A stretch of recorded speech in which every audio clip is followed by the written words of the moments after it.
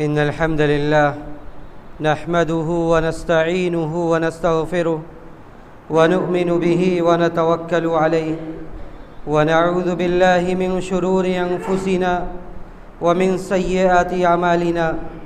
من يهده الله فلا مضل له ومن يضلله فلا هادي له، وأشهد أن لا إله إلا الله وحده لا شريك له، وأشهد أن محمدًا عبده ورسوله أرسله بالحق بشيرا ونذيرا بين يدي الساعة. من يطع الله ورسوله فقد رشد، ومن يعصهما فإنه لا يضل إلا نفسه ولا يضل الله شيئا. أما بعد، فإن خير الحديث كتاب الله، وخير الهدي هدي محمد صلى الله عليه وسلم، وشر الأمور محدثاتها، وكل محدثة بدعة، وكل بدعة ضلالة، وكل ضلالة في النار. فأعوذ بالله السميع العليم من الشيطان الرجيم. بسم الله الرحمن الرحيم. قاف والقرآن المجيد بل عجبوا أن جاءهم منذر منهم فقال الكافرون هذا شيء عجيب. أإذا متنا وكنا ترابا ذلك رجع بعيد. قد علمنا ما تنقص الأرض منهم وعندنا كتاب حفيظ. بل كذبوا بالحق لما جاءهم فهم في أمر مريج. أفلم ينظروا إلى السماء فوقهم كيف بنيناها وزيناها وما لها من فروج. والأرض مددناها وألقينا فيها رواسي وأنبتنا فيها من كل زوج بهيج، تبصرة وذكرى لكل عبد منيب. ونزلنا من السماء ماء مباركا فأنبتنا به جنات وحب الحصيد، والنخل باسقات لها طلع نضيد، رزقا للعباد وأحيينا به بلدة ميتا كذلك الخروج. وقال جل وعلا: ولا تقتلوا أنفسكم إن الله كان بكم رحيما ومن يفعل ذلك عدوانا وظلما فسوف نصليه نارا وكان ذلك على الله يسيرا.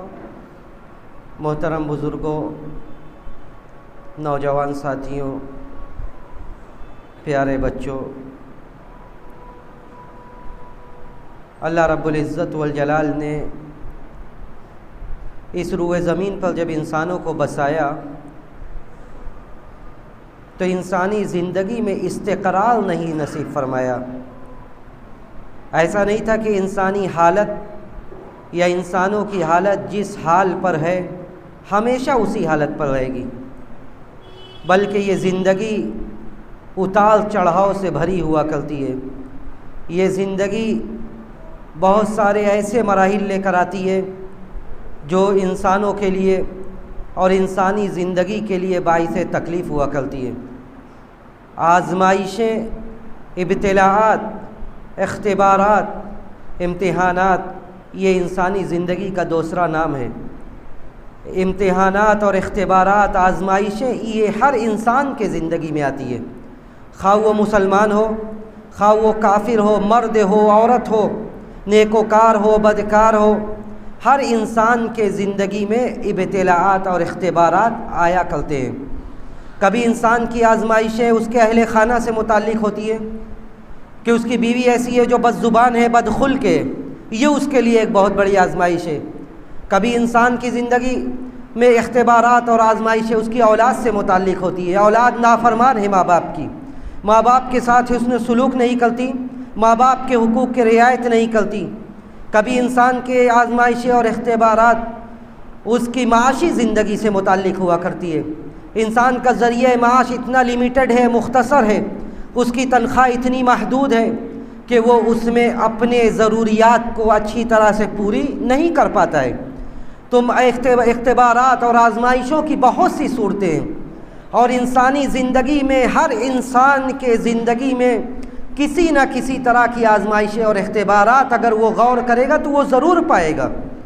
تو یہ کہ انسانی زندگی مکمل طور سے سکون و راحت کا گہوارہ ہو، انسانی زندگی مکمل طور سے سکون و راحت کا گھر ہو، ایسا نہیں ہو سکتا، بلکہ اس میں کسی نہ کسی طرح کی اختبارات اور آزمائشیں ضرور پائی جاتی ہیں۔ اور اسی لیے اللہ رب العزت والجلال نے جہاں آزمائشوں کا ذکر کیا، جہاں اس بات کا ذکر کیا کہ ہم مسلمانوں کو، ہم لوگوں کو مختلف طرح سے آزمائیں گے، وہاں ایک گروہ ایسا قرار دیا جن کے اوپر اللہ رب العزت والجلال کی رحمتیں اور اللہ رب العزت والجلال کی جانب سے سکون اور اطمینان نازل ہوگا۔ چنانچہ اللہ رب العزت والجلال نے ارشاد فرمایا وَلَنَبْلُوَنَّكُمْ بِشَيْءٍ مِّنَ الْخَوْفِ وَالْجُوعِ وَنَقْصٍ مِّنَ الْأَمْوَالِ وَالْأَنفُسِ وَالثَّمَرَاتِ وَبَشِّرِ الصَّابِرِينَ۔ اللہ نے ارشاد فرمایا کہ ہم ضرور آزمائیں گے لوگوں کو، بِشَيْءٍ مِّنَ الْخَوْفِ، کبھی خوف و ہراس کے ذریعے، انسانی زندگی میں اس قدر خوف ہے کہ لوگوں کی زندگی صحیح طرح سے نہیں چل پا رہی ہے، خوف ہر طرح کی سماج اور سوسائٹی میں گھیرے ہوئے لوگوں کو، بِشَيْءٍ مِّنَ الْخَوْفِ وَالْجُوعِ، کبھی ایسا ہو سکتا ہے کہ آدمی بھوک سے پریشان ہو، اس کے پاس اتنا نہ ہو کہ وہ اپنی بھوک مٹا سکے، اس کے زندگی میں اتنی آشائش نہ ہو کہ وہ اپنا پیٹ پال سکے، تو آزمائشیں اس طرح بھی آ سکتی ہے، وَالْجُوعِ وَنَقْصٍ مِّنَ الْأَمْوَالِ وَالْأَنفُسِ وَالثَّمَرَاتِ، کبھی ایسا ہو سکتا ہے کہ مالوں میں کمی ہو جائے، کساد بازاری کا دورہ ہو، آدمی کی تجارت، آدمی کا کاروبار صحیح سے نہ چلے، اور یہ ہو رہا ہے، یہ بھی آزمائش کی ایک صورت ہے۔ وَنَقْصٍ مِّنَ الْأَمْوَالِ وَالْأَنفُسِ، کبھی ایسا ہو سکتا ہے کہ جانیں کا بکثرت جائیں، لوگ اس دنیا سے رحلت فرمانے لگے، وفات پانے لگے، اور کثرت سے موتیں ہونے لگے، خاص طور سے ایسے لوگوں کی موتیں جن کی موتیں سماج اور سوسائٹی پر اثر ڈالتی ہے، اثر رکھتی ہے، علماء کی موتیں ہونے لگے، صاحب حیثیت جن سے لوگوں کو فائدہ ہے وہ کثرت سے ان کی اموات ہونے لگے، تو اللہ نے فرمایا وَنَقْصٍ مِّنَ الْأَمْوَالِ وَالْأَنفُسِ وَالثَّمَرَاتِ، کبھی ہم پھلوں میں کمی کر دیں گے، اس سے بھی ہم آزماتے لوگوں کو۔ لیکن آزمائشوں کے وقت کرنا کیا ہے؟ وَبَشِّرِ الصَّابِرِينَ، ان صبر کرنے والوں کو بشارت دے دو، الَّذِينَ إِذَا أَصَابَتْهُم مُّصِيبَةٌ قَالُوا إِنَّا لِلَّهِ وَإِنَّا إِلَيْهِ رَاجِعُونَ، ان صبر کرنے والوں کو کہ جب انہیں کوئی مصیبتیں پہنچتی ہے، جب انہیں تکلیف پہنچتی ہے، جب انہیں پریشانی پہنچتی ہے، تو وہ کیا کہتے ہیں، ان کا ایکشن کیا ہوتا ہے، طریقہ کیا ہوتا ہے؟ وہ کہتے ہیں اِنَّا لِلَّهِ وَإِنَّا إِلَيْهِ رَاجِعُونَ، کہ ہم سب اللہ کے لیے ہیں، ہم سب اللہ کے لیے ہیں، اور ہمیں اللہ ہی کے پاس لوٹنا ہے۔ زندگی میں جو کچھ ہے یہ اللہ کی طرف سے عطیہ ہے، اللہ کی طرف سے دیا ہوا ہے، اس میں اللہ ہی نے تصرف کیا ہے، اللہ ہمارے زندگی کو چلا رہا ہے، اور ہم سب کو ایک دن واپس اللہ کے پاس جانا ہے۔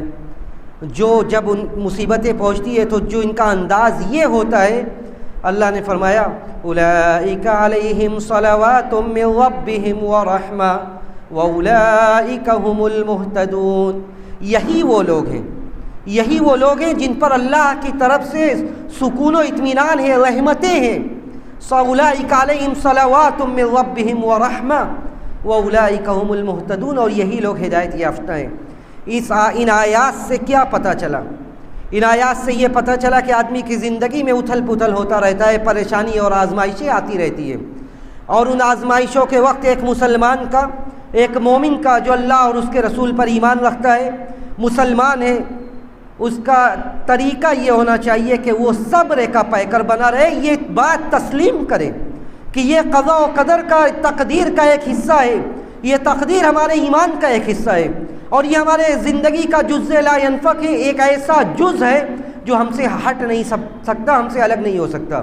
ایسا نہیں ہو سکتا کہ آشائش ہے تو ہمیشہ آشائش ہی رہے، ایسا نہیں ہو سکتا کہ پریشانی ہے تو ہمیشہ پریشانی ہی رہے، بلکہ جو آدمی پریشانی میں کچھ ایسا کام کر جائے جو کام شریعت سے متصادم ہو، جو کام شریعت سے ٹکرا رہا ہو، تو گویا کہ وہ زبان قال سے نہیں تو زبان حال سے یہ کہہ رہا ہے کہ وہ اللہ کی رحمت سے نا امید ہے، وہ اللہ کی رحمت سے نا امید ہے۔ آزمائشیں آئیں اور اس کے بعد وہ یہ سوچ لے کہ ان آزمائشوں کے، ان مصیبتوں کے بادل اب ہمارے زندگی سے چھٹیں گے نہیں، تو گویا کہ وہ کافر ہے، وہ اللہ کی رحمت سے نا امید ہو چکا ہے۔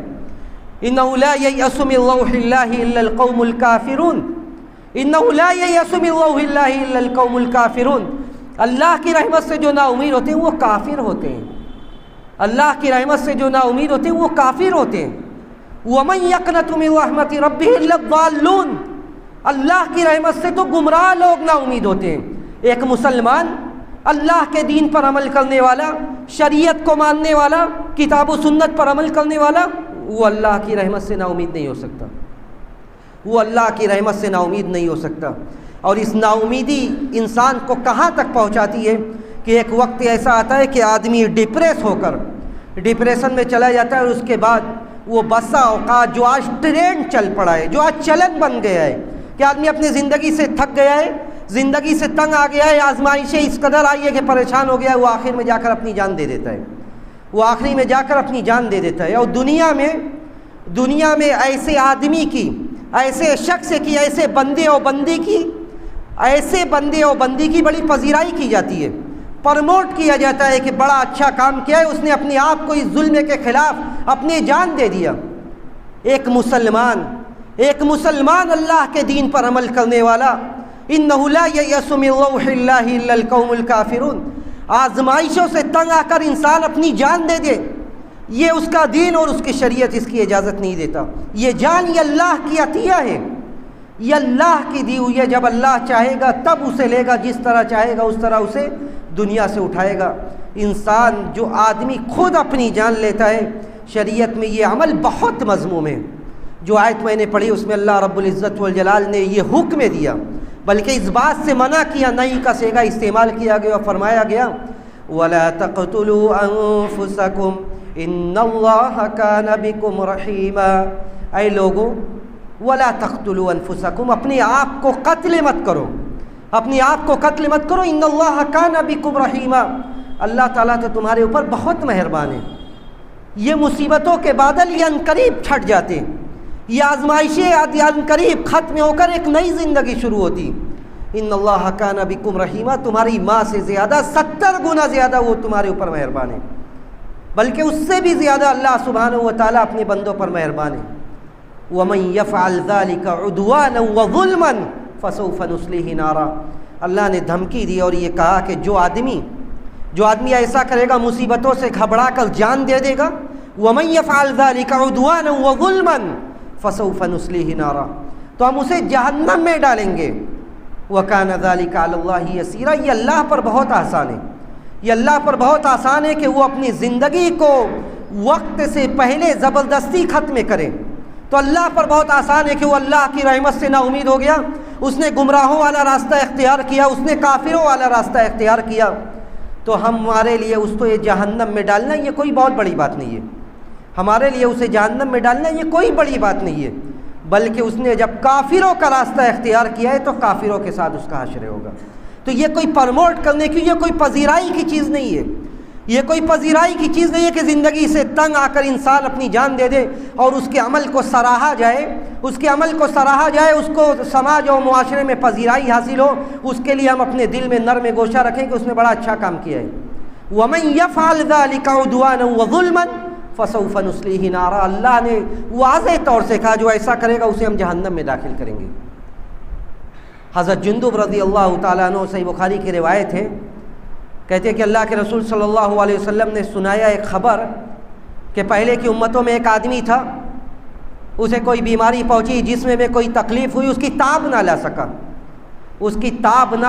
سکا، یہاں تک کہ جب زیادہ پریشان ہو گیا، زیادہ پریشان ہونے کے بعد وہ اپنے جسم کو، اپنے ہاتھ کی رگ کو کاٹ لیتا ہے اور خون بہتے بہتے وہ مر جاتا ہے۔ اللہ کے رسول صلی اللہ علیہ وسلم کہتے ہیں کہ اس آدمی نے جلدی کی ہے، بادرنی عبدی بنفسہ، اس آدمی نے اپنے جان کے سلسلے میں جلدی کی ہے، حرمت علیہ الجنہ، جلدی کی ہے تو میں نے اس کے اوپر جنت کو حرام کر دیا ہے، جنت کو میں نے اس کے اوپر حرام قرار دیا ہے۔ ابھی میں نے اس کی موت، اس نے زندگی سے تنگ آ کر میری رحمتوں سے نا امیدی کا اظہار کیا اور اپنی جان دے دی، تو میں نے اس کے اوپر جنت کو حرام کر دیا۔ بلکہ اسی پر بس نہیں، ایک آدمی میدان کارزار میں کافروں سے لوہا لے رہا ہے، کافروں سے برسر پیکار ہے، اس کے جسم میں زخم لگتا ہے، اس جسم کے زخم کو برداشت کرنے کی وہ قوت نہیں رکھتا ہے، اپنی جان دے دیتا ہے، اپنی جان دے دیتا ہے۔ ایسے آدمی کے بارے میں نبی علیہ الصلوۃ والسلام نے کہا کہ یہ آدمی بھی جہنمی ہے، یہ آدمی بھی جہنمی ہے۔ حضرت سہل ابن سعد الساعدی رضی اللہ تعالیٰ عنہ حدیث کے راوی ہے، غور سے سنیے کہ ایک ایسا آدمی، اللہ کے رسول صلی اللہ علیہ وسلم کسی جنگ میں تھے، سہل ابن سعد کہتے ہیں کہ ایک آدمی تھے اللہ کے رسول کے ساتھ، کوئی بھی کافر ہوتا وہ مقابلہ کے لیے نکلتے اور اس کو انجام تک پہنچاتے۔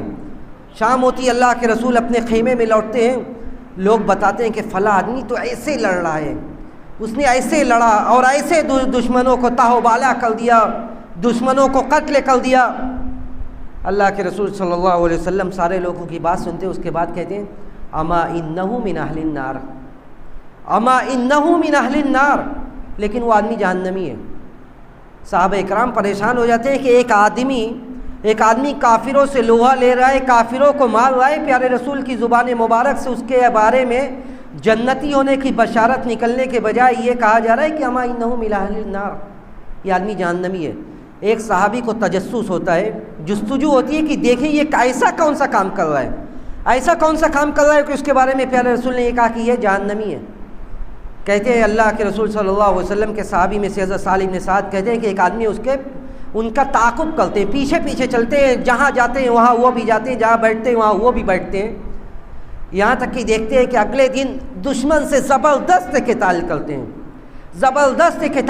ان کا جسم زخمی ہو جاتا ہے، ان کا جسم زخمی ہوتا ہے، اپنے تلوار کو زمین میں گاڑتے ہیں اور اتنے تکلیف میں ہوتے ہیں، اندازہ کیجیے اتنی تکلیف میں ہوتے ہیں کہ اپنے جسم کا پورا بوجھ سینے کے پاس سے اس تلوار پر ڈال لیتے ہیں اور تلوار سے یہ جسم چیرتی ہوئی تلوار نکل جاتی ہے، اپنے جسم کا بوجھ تلوار پر ڈالتے ہیں اور تلوار نکل جاتی ہے جسم سے اور مر جاتے ہیں، خون اتنا بہتا ہے وہیں پہ مر جاتے ہیں۔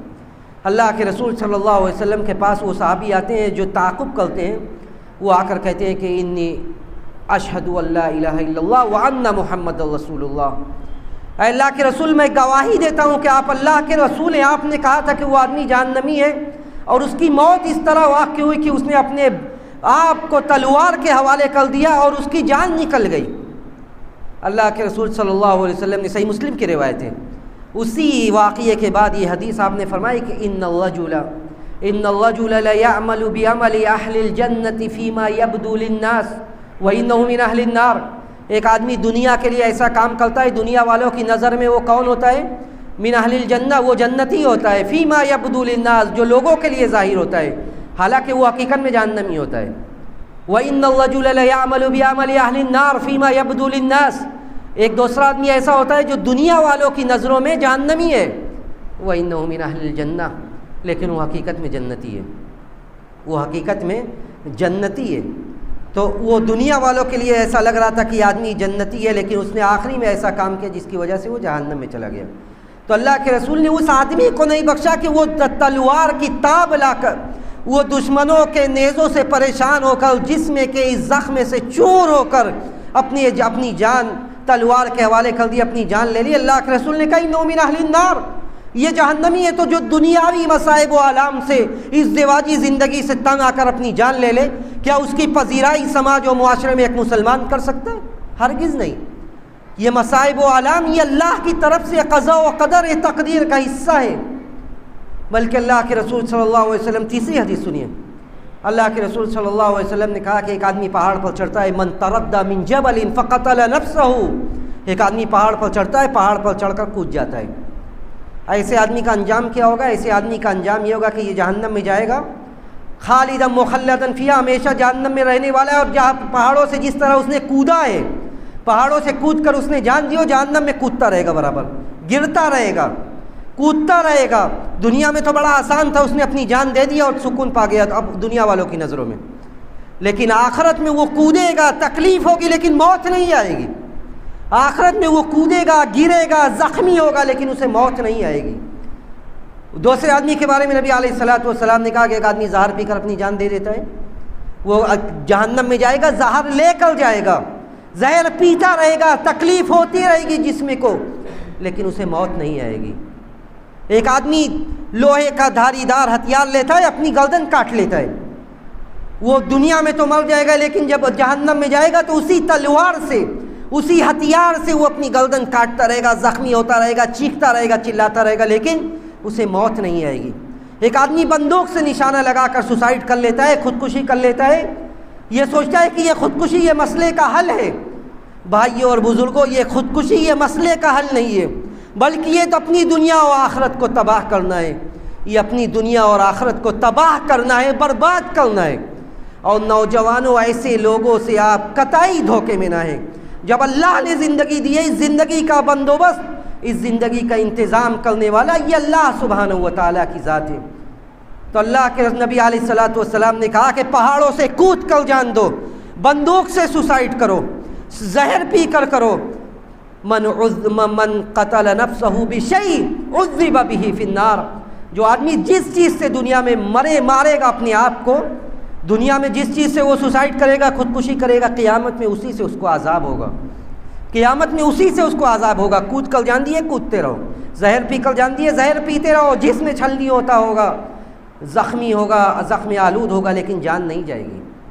من عذب نفسه او قتل نفسه بشیء عذب به فی النار، اسی سے اسے مارا جائے گا۔ تو اس کا حل کیا ہے؟ مصائب و مشکلات کا ازالہ کیسے ہوگا؟ دیکھیے، ایک مسلمان کی زندگی میں سب سے بیسک بات یہ ہے کہ ہمیں اس بات پر ہمیں ایمان رکھنا ہے کہ جس طرح ایمان کے باقی ارکان ہیں اسی طرح قضاء و قدر پر ایمان رکھنا، یہ ہمارے ایمان کا جز ہے۔ قضاء و قدر میں اچھی بات بھی ہو سکتی ہے، بری بھی ہو سکتی ہے۔ ان تؤمن بالقدر خیرہ و شرہ، خیر و بھلائی بھی زندگی میں اور پریشانی بھی ہے۔ تو ہمارا دونوں جز پر ایمان ہے کہ اچھائی زندگی میں آئی ہے، پریشانی بھی آئے گی، اور پریشانی بھی دور ہوگی۔ جس طرح اچھائی ہمیشہ نہیں رہی اسی طرح پریشانی بھی نہیں رہے، تو یہ قضاء و قدر کا حصہ ہے۔ دوسرا، جب مصائب و مشکلات بہت زیادہ گھر جائے تو آدمی کیا کرے؟ ایک مسلمان اللہ کے سامنے جھکے، ایک مسلمان اللہ کے سامنے جھکے، اللہ سے کہے اپنے مصیبت کے لیے، اپنے آزمائش کے لیے۔ ہمارے لیے اسوہ اور آئیڈیل ہمارے انبیاء ہیں، صحابہ ہیں، صحابیات ہیں، تابعین ہیں۔ حضرت ایوب علیہ الصلوۃ والسلام کا ذکر آپ لوگوں نے سنا ہوگا۔ حضرت ایوب علیہ الصلوۃ والسلام کون تھے؟ نبیوں میں سے ایک نبی۔ اللہ نے کہا وَاذْكُرْ عَبْدَنَا ایوب، اللہ نے کہا اس قرآن میں ایوب کا بھی ذکر کرو۔ ایوب نے کیا کیا تھا علیہ الصلوۃ والسلام؟ اللہ تعالیٰ نے بہت کچھ دیا تھا، مال، اولاد، پراپرٹی، سب کچھ تھی ایوب علیہ الصلوۃ والسلام کے پاس۔ اللہ نے آزمایا اور ایسا آزمایا کہ سب کچھ ختم ہو گیا، آزمایا اور ایسا آزمایا، رشتہ داروں نے چھوڑ دیا، مال و جائیداد ختم ہو گئی، ایک بیوی کے علاوہ کوئی سہارا نہیں تھا۔ بیوی گھر گھر جا کر کام کرتی تھی اور اپنے شوہر کو پالتی تھی، اس لیے کہ شوہر کا مال و دولت تو ختم ہوئی، اس کے ساتھ جسم میں ایسی بیماری ہو گئی کہ کسی لائق نہیں بچے۔ اور یہ ایک دو دن، ایک دو مہینے کی بات نہیں تھی، 18 سال تک حضرت ایوب علیہ الصلوۃ والسلام بیماری سے متاثر رہے، مال و دولت سے قلاش ہو گئے، کچھ نہیں تھا، بیوی کے علاوہ سب لوگوں نے چھوڑ دیا۔ 18 سال کے بعد اللہ کے بارگاہ میں ہاتھ اٹھاتے اور کہتے ربی انی مسنی الضر وانت ارحم الراحمین، اے اللہ مجھے تکلیف پہنچی ہے، اے اللہ ربی انی مسنی الضر وانت ارحم الراحمین، مجھے تکلیف پہنچی ہے لیکن میرا یہ بھی عقیدہ ہے کہ تو ارحم الراحمین ہے، تو بہت زیادہ رحم کرنے والا ہے، میرے اوپر بھی رحم کر دے، اللہ میرے اوپر رحم کر دے۔ اللہ رب العزت والجلال نے ایوب علیہ الصلوۃ والسلام کی دعا قبول کی۔ وَآتَيْنَاهُمْ مِثْلَهُمْ مَعَهُمْ، جو کچھ تھا وہ تو دیا ہی، مال و دولت کو لوٹا دیا، جو اولاد چھین لیا تھا اولاد دی اور زیادہ دی، ڈبل دی، اور جتنی نعمتیں تھیں سب اللہ نے واپس کر دی۔ لیکن ضرورت کیا تھی کہ 18 سال تک اس سے جوجھتے رہے۔ ایسا نہیں تھا کہ ڈپریشن میں آ کر انہوں نے اپنی جان دے دی، ایسا نہیں تھا کہ انہوں نے اللہ کے تقدیر پر اعتماد نہیں کیا، اللہ کے تقدیر پر راضی نہیں ہوئے۔ اسی لیے شریعت نے ہر اس چیز کو مذموم قرار دیا ہے جو موت تک پہنچائے، چاہے آدمی ڈائریکٹ اپنے آپ کو مار لے یا موت تک پہنچائے۔ دشمنوں کے لیے آپ خود کش بم لے کر کود جائیں دشمنوں کے بیچ میں، شریعت نے اس کو بھی ناجائز قرار دیا ہے۔ آپ خود مر رہے، اپنے ساتھ لوگوں کو مار رہے، لیکن آپ کی جان قیمتی ہے۔ اس لیے سارے ائمہ نے متفقہ طور سے، سارے چاہے معاصرین ہو یا متقدمین ہو، سارے ائمہ نے خود کش بم لے کر جو لوگ کودتے ہیں اور اپنے آپ کو ہلاک کرتے ہیں، سب نے حرام کہا کہ یہ جائز نہیں ہے کہ آپ اپنے دوسروں کی جان لینے کے لیے اپنی جان دے دیں۔ اسی طرح ایک ایسی چیز جو چیز آپ کی جان کے لیے مضر ہے اور جو آپ کی جان مستقبل میں لے سکتی ہے، جان تو اسی وقت جائے گی جب اللہ نے لکھا ہے، لیکن یہ وارننگ ہے کہ یہ چیز آپ کی جان لے سکتی ہے۔ آپ ایک پاؤچ کھائیں گٹکھا کا، اس پر لکھا ہوا آ رہا ہے یہ آپ کی جان کے لیے مضر ہے، کیا یہ جائز ہو سکتا ہے؟ وہ آپ کو وارننگ دے رہا ہے کہ یہ آپ کی جان کے لیے مضر ہے، مستقبل میں آپ کی جان جائے گی۔ جان نہیں جائے گی تو آپ جان اپنی لینے کے لیے اس کے قریب جا رہے ہیں کہ میری جان جائے۔ ساری ایسی چیزیں جو انسان کے جان کے لیے مضر ہیں یا جان لینے تک پہنچا سکتی ہے، ساری چیزوں کو شریعت نے حرام قرار دیا ہے۔ تو ایسی چیزوں کی پذیرائی کے بجائے جو شریعت کے بیسک چیز ہے اس سے ہمیں نوجوانوں کو تعارف کرانا ہے، اس سے ہمیں اپنی سماج اور سوسائٹی میں رائج کرنا ہے کہ ایسی کون سی بات تھی کہ اگر اسلامی سوچ ہوتی تو ایسی کیا مشکلات تھی۔ ازدواجی زندگی قائم ہے، اللہ نے اختیار دیا ہے۔ مرد شوہر اپنی بیوی کو نہیں رکھ سکتے، اسے طلاق دے دے۔ بیوی شوہر کے پاس نہیں رہ سکتی، اسے کھلا لے لے۔ بیوی اگر شوہر کے ساتھ نہیں رہ سکتی، اسے کھلا لے لے۔ اور لین دین کا یہ سلسلہ بند کیا جائے۔ یہ دو جسموں کا ملان اللہ کے بنیاد پر، اللہ کے کلمے کی بنیاد پر، وَاسْتَحْلَلْتُمْ فُرُوجَهُنَّ بِكَلِمَةِ اللَّهِ، اللہ کے ذمہ داری پر دو جسموں کو ملایا جا رہا ہے۔ یہ لین دین نہیں ہے، یہ لین دین نہیں ہے کہ اسٹیٹس اور معیار کو دیکھ کر، رتبے کو دیکھ کر لین دین کیا جائے کہ اتنا دیں گے تب ہم آپ کی لڑکی کو لیں گے۔ یہ اللہ کے یہاں بہت ہی مذموم ہے، بہت ہی مذموم ہے۔ یہ اللہ کے دین سے کھلواڑ اور مذاق ہے۔ اللہ کے نبی علیہ الصلوۃ والسلام نے کہا کہ وَاسْتَحْلَلْتُمْ فُرُوجَهُنَّ بِكَلِمَةِ اللَّهِ، دونوں ایک دوسرے کے حق کو سمجھے، اس لیے کہ اللہ کے کلمے کی بنیاد پر دو جسموں کو ملایا جا رہا ہے۔ تو جو اسلام کی بیسک تعلیمات ہے اسے سماج اور سوسائٹی میں رائج کیا جائے، اسے بتلایا جائے کہ ان مسائل کا حل شریعت کی روشنی میں کیا ہے، نہ کہ ہم ان چیزوں پر آگے بڑھے جو چیز شریعت میں مذموم ہے، جس چیز کو شریعت نے حرام قرار دیا ہے۔ ہم اللہ رب العزت والجلال سے یہی دعا کرتے ہیں کہ بار الہ ہمیں اسلامی شریعت کے مطابق چلنے والا بنا دے، حرام کاموں سے بچ کر صحیح اسلامی زندگی گزارنے والا بنا دے۔ ہمیں جو بیمار ہیں تو انہیں ان کی بیماری سے شفاء کامل عاجل عطا فرما، جو اس دنیا سے جا چکے ہیں تو انہیں کروٹ کروٹ جنت نصیب فرما، اور جب ہمارا جہاں فانی سے جانے کا وقت آئے تو ہمیں اس بات کی توفیق دے کہ ہمارا آخری کلمہ زبان سے نکلنے والا کلمہ توحید ہو۔ وآخر دعوانا الحمد للہ رب العالمین۔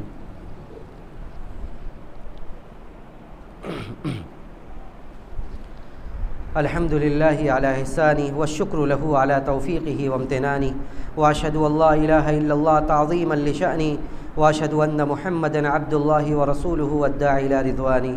ان اللہ وملائکتہ یصلون علی النبی یا ایہا الذین آمنوا صلوا علیہ وسلموا تسلیما۔ اللہم صل علی محمد وعلی آل محمد كما صليت على إبراهيم وعلى آل إبراهيم إنك حميد مجيد۔ اللهم بارك على محمد وعلى آل محمد كما باركت على إبراهيم وعلى آل إبراهيم إنك حميد مجيد۔ اللهم أعز الإسلام والمسلمين، اللهم أعز الإسلام والمسلمين وأذل الشرك والمشركين ودمر أعداء الدين واحمِ حوزة الإسلام يا رب العالمين۔ اللهم انصر أمة محمد، اللهم انصر أمة محمد، اللهم ارحم أمة محمد رحمة عامة۔ ربنا ظلمنا أنفسنا وإن لم تغفر لنا وترحمنا لنكونن من الخاسرين۔ ربنا آتنا في الدنيا حسنة وفي الآخرة حسنة وقنا عذاب النار۔ عباد الله رحمكم الله، إن الله يأمر بالعدل والإحسان وإيتاء ذي القربى وينهى عن الفحشاء والمنكر والبغي يعظكم لعلكم تذكرون۔ اذكروا الله يذكركم وادعوه يستجب لكم، ولذكر الله تعالى أعلى وأولى وأعز وأجل وأكبر۔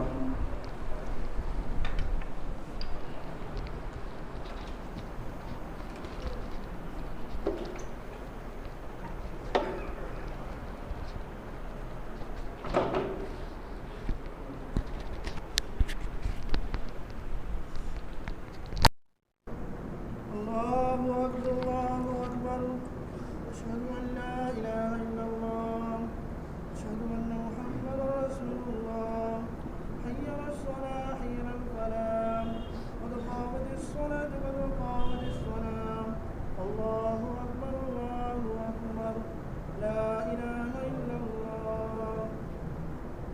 صفحے درست کر لیں، صفحے ٹھیک کر لیں.